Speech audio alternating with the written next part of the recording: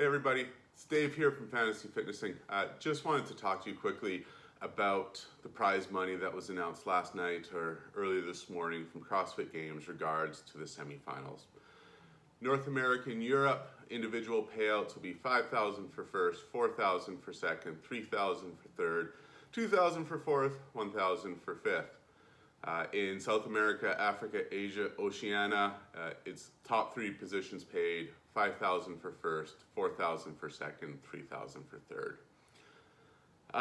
So initial takes, this is incredibly disappointing from the perspective of the sport.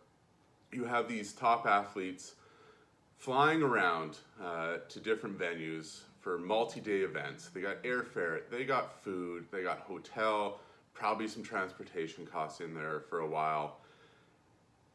And over a week or 5 or 6 days, the likelihood of more than the first place athlete coming up even or above money is really low. Maybe the second place finisher, or maybe third place, with the $3,000 might be able to get there. But other than that, you're looking at 27 elite athletes who have come to these semifinals are out money.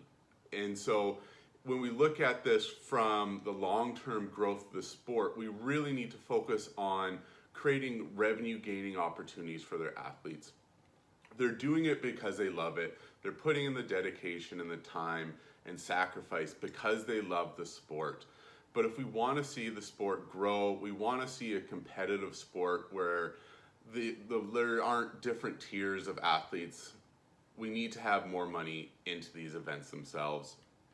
Sanctionals, for everything that they were, at least they created more revenue opportunities for these athletes. There was a season, they could travel around to different events and try to enhance their earnings. If you look at the Australian athletes or New Zealand athletes, they could go to Down Under last year, they could go to Australia. There were these local events that gave them more revenue producing opportunities, but now with the semifinal format, they've been prescribed which event they go to. They have a season, they only have one earning opportunity, and so it really makes it difficult to support yourself financially when your earning opportunities have shrunk. And then when you look at the prize money itself, $5,000 US, I believe was the lowest payout of any of the sanctional fields last year.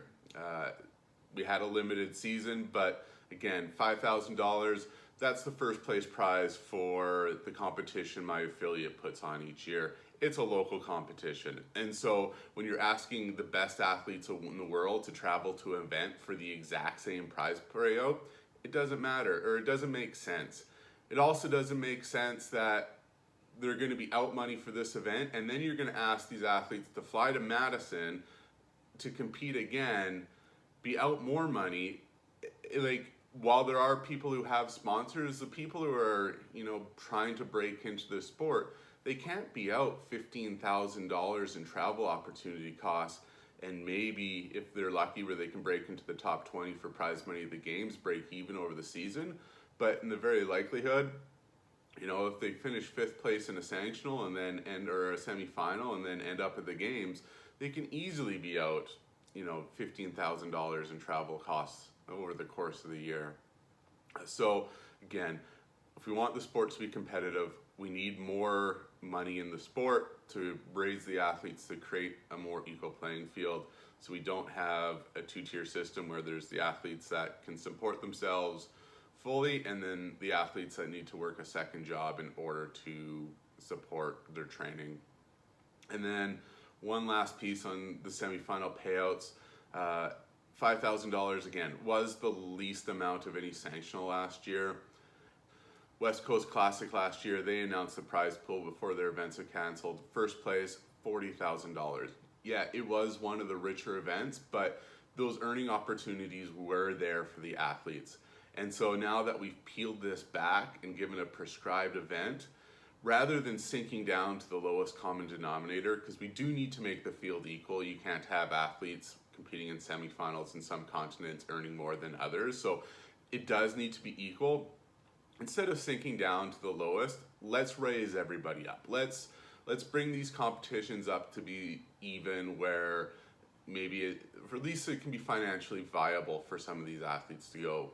A lot of the athletes, they're there for their passion. They're happy to be invited to the semifinal games and they want to compete with the best in the world. But for those athletes that we want to see flourish the CrossFit Games, we want to grow the CrossFit Games so it is a wonderful competition and spectacle. The way to do that is to increase competition. The way to increase competition is to create more revenue opportunities for these athletes so they can focus on their training. They can focus on recovery, and they can do that over the long term. You don't want to have athletes get to 25 who've been grinding 5 or 6 years to make it and just be in a position where they aren't able to support themselves financially anymore and give up the sport for financial reasons.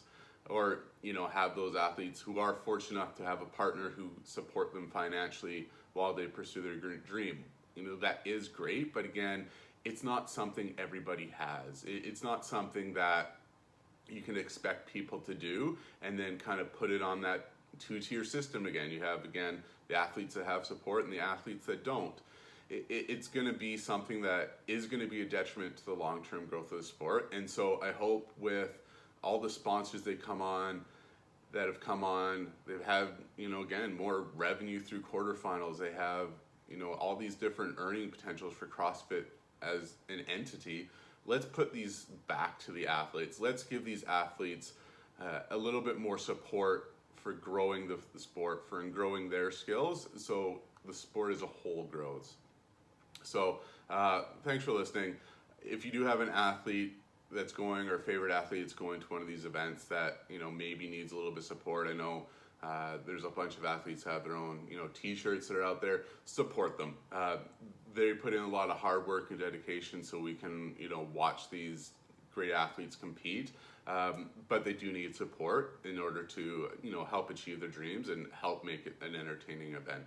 All right, thanks for listening. Appreciate you listening to my 2 cents, and then hopefully enough people who have platforms in the sport feel the same and can really help get that message out, because we do want to support these athletes.